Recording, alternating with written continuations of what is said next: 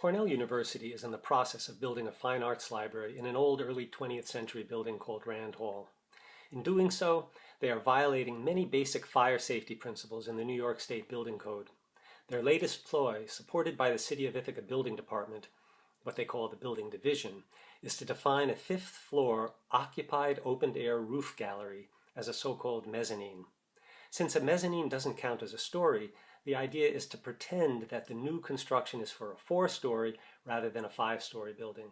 In that way, they hope to get around the fact that they aren't allowed to put assembly-type occupancies on the fifth floor of this building. But before getting into the absolute insanity of their mezzanine claim, let me give you a quick history of all the building code variances that Cornell has obtained. 10 years ago, the College of Architecture, Art, and Planning at Cornell had a bunch of freestanding buildings on the northern edge of the Art Squad, with various types of construction, ranging from the 5B construction type for Sibley Hall, basically non-fireproofed wood frame construction with the least possible fire resistance, to Rand Hall, with only marginally better non-fireproofed steel frame construction.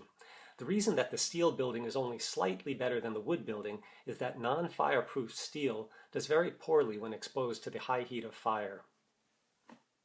In any case, Rand Hall, the steel frame building, was perfectly capable of supporting a fine arts library on any of its three floors, both structurally as well as according to the latest fire safety stipulations in the New York State Building Code.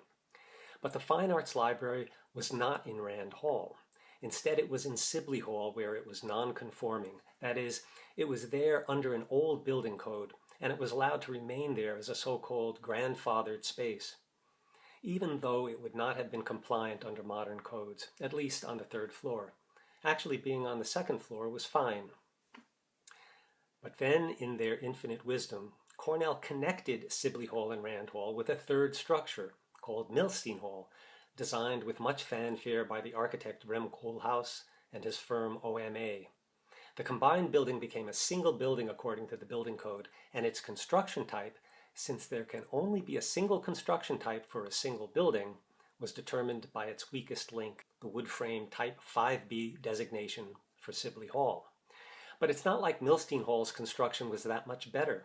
In fact, it was exactly the same as Rand Hall, with a non-fireproofed steel frame, or what would have been type 2B construction had it been a freestanding building.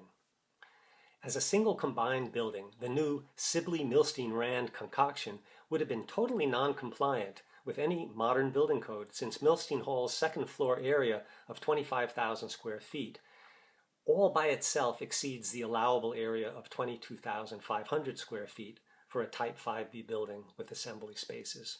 But it squeaked through, illegally in my view, based on an incoherent and idiosyncratic appendix in the 2002 New York State Building Code that didn't appear anywhere else in the country, and in fact was immediately removed when the next 2007 Building Code was adopted. Appendix K permitted additions to buildings to exceed the ordinary code limits as long as a fire barrier was installed between the new addition and the existing building. This is obviously incoherent, since no floor area limits were placed on such an addition.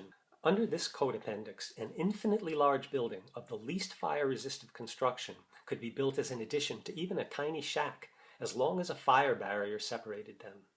In any case, the combined building was still considered as type 5B, or wood frame construction. Once Milstein Hall was completed, Cornell moved a temporary fine arts library from Sibley Hall into the third or top floor of Rand Hall, with many books being moved to the library annex. But this was clearly illegal, since a newer building code was already in effect, and that code, like the ones before and after, prohibited library occupancies on the third floor of a type 5B wood frame building.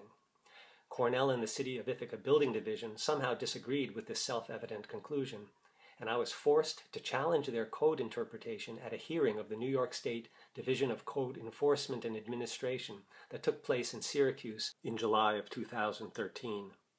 The hearing board ruling supported my complaint, and Cornell then had to do something about their now non-compliant library in Rand Hall. Cornell could have built a firewall between Milstein and Rand, so as to make Rand a separate building. Or they could have moved the Fine Arts Library to a compliant space somewhere else. Instead, they filed a building code variance request with the state of New York, asking that their library remain on the third floor and even have the possibility of expanding to the second floor of Rand Hall, which was also illegal under the current code. In spite of this, the variance request was granted by allowing increased floor area and increased height limits, but leaving the Type 5B construction type in place. So now we have a variance-enabled but otherwise illegal library on the third floor of Rand Hall. Soon the college raised money with an initial gift from Mui Ho to build a new library in the same space.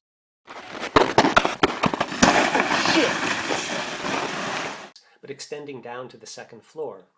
Under the initial variance granted, this might have been okay, except that the 2015 New York State Code was now in effect, and the variance only applied to the 2010 code. But it gets worse. The architects for the Mui Ho Fine Arts Library decided to gut the existing building above the first floor and insert additional floors in the space above. Now, instead of a 3-story building with assembly occupancy, we have what amounted to a 5-story building with assembly occupancy. And this is clearly illegal under the building code. Even a library in a non-fireproofed steel frame building can only be 3 stories high. And Cornell therefore went back to the state of New York for a second variance in 2015, which was also granted. This second variance reformulated the open space of the library as an atrium with 2 stories and 2 mezzanines, and allowed 2-hour fire-rated fire barriers to separate Rand from Milstein Hall, instead of the more substantial fire walls that the code actually requires. Later, in 2016, Cornell applied for a third code variance, in which the penthouse spaces on the roof were eliminated and the floors in the atrium were reformulated as 3 stories with no mezzanines. So now, including the non-library space on the ground level, we have a 4-story building with a library on the top 3 floors, still violating the building code in terms of area and height, but now made legal through this third variance. But the drama is not yet over. Cornell has raised additional money to place a rooftop gallery over the library space, having fantasies of constructing pavilions there periodically, inspired by the geodesic dome built by students working with Buckminster Fuller in 1952. Unfortunately, this creates a 5-story building once pavilions, elevators, and bathrooms are constructed on the roof. To reiterate, without the code variances, assembly spaces can be no higher than 2 stories in the Type 5B construction that regulates the combined Sibley-Milstein-Rand Hall building. The initial code variance allowed a library on the 3rd floor, and the next 2 variants allowed a library on the 4th story. Would Cornell now go back for a 4th code variance, seeking to put new assembly occupancies on a 5th story? Well, no. Instead, they have proposed something so completely absurd that one can hardly believe it has been, at least provisionally, accepted by the City of Ithaca Building Division. They are claiming that the 5th story occupancies, including a large open roof gallery, a bulkhead with an elevator, stair, and bathrooms, and future enclosed pavilions, are all actually part of a mezzanine within the atrium space of the library. Let me quote exactly what the City of Ithaca Director of Code Enforcement wrote. Quote, "The rooftop gallery must meet the code requirements for a mezzanine, otherwise the building is non-compliant.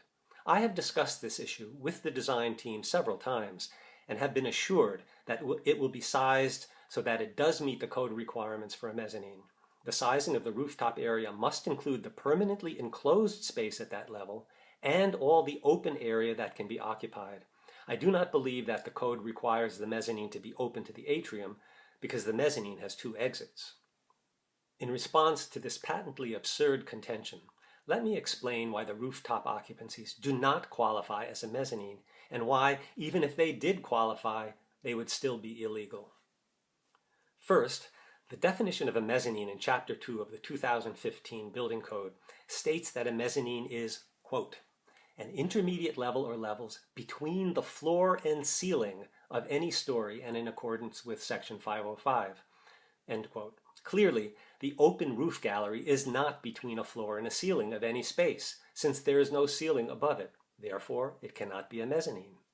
Second, the definition of an atrium in Chapter 2 of the 2015 Building Code states that an atrium must be, quote, closed at the top, end quote.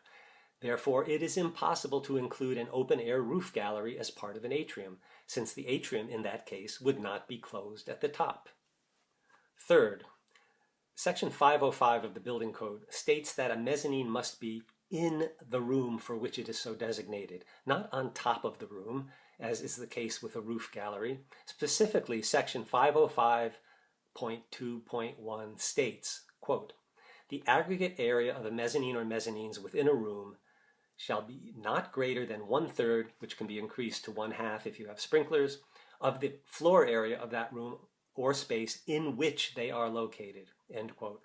This section twice reiterates that the mezzanine must be within or in the room or space. And this is not just a figure of speech, but it's deliberate and important. Mezzanines are allowed to bypass certain fire safety considerations because, unlike ordinary stories, they are in another room, where occupants of the mezzanine are more aware of any fires that might originate in that room. The mezzanine has what used to be called a common atmosphere with the room in which it is located, so greater awareness of smoke and fire is possible. Being in the room is therefore integral to the very essence of a mezzanine. Whether or not the opening between the mezzanine and the room it is in has been closed off according to code exceptions, the advantage of being in the room still applies. It is improper to ignore that part of the definition and just look at the requirements for maximum mezzanine area. If one used only the logic of maximum area, then any space, for example, a third-floor office, could be considered a mezzanine of a larger second-floor space that happened to be below it, even if there were no logical connections between the two spaces, but only a vertical adjacency. Fourth, the idea that an atrium can have a mezzanine within it is a contradiction in terms, since atriums are just, quote, openings connecting two or more stories, end quote. Only a conventional room or space can have a mezzanine. An atrium is not a conventional room or space, but rather is defined as an opening adjacent to such rooms or spaces. Once mezzanine floor area is inserted into an atrium, that floor area is by definition no longer an opening between stories, and so it cannot be part of the atrium. Rather, it would be part of the adjacent stories that surround the atrium. Fifth, even if the roof gallery were considered as a mezzanine within the atrium, it would still be non-compliant, since Section 404.9.3 of the 2015 Building Code limits the, quote, portion of the total permitted exit access travel distance that occurs within the atrium, end quote, to no more than 200 feet. If the gallery on the roof is considered as a mezzanine within the atrium, then the exit access travel distance within the atrium, measured from the most remote point of the roof gallery and following the atrium exit access stair B all the way down to the second floor exit, would be far greater than the 200-foot limit for exit access travel distance that occurs within the atrium.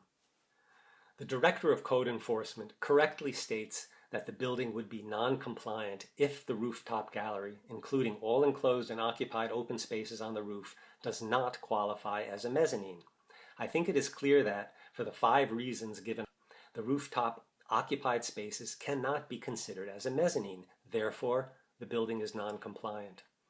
I can only hope that Cornell and all the other parties involved will reconsider this preliminary code interpretation, since this notion of a rooftop mezzanine cannot be logically sustained.